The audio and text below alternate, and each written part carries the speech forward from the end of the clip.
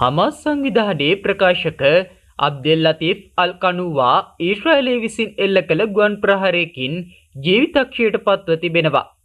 Gaza තීරයේ උතුරු දිග ජබාලියා නගරයේ ඔහු රැඳී සිටි කූඩාරමට එල්ල වූ ඍජු ඊශ්‍රායල ප්‍රහාරයකින් ඔහු මිය ගිය බවයි හමාස් සංවිධානය තහවුරු කරන්නේ.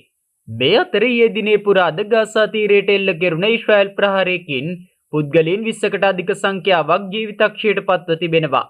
ඊශ්‍රායල් ගුවන් හමුදාවට අනුව සටන් විරාමයෙන් පසුව ගාසා තීරයේ ඉලක්ක 500කට අධික සංඛ්‍යාවකට ප්‍රහාර එල්ල කර තිබෙන අතර මේ දක්වා මිය ගොස් ඇති පුද්ගලයන් සංඛ්‍යාව 800කට ආසන්නයි.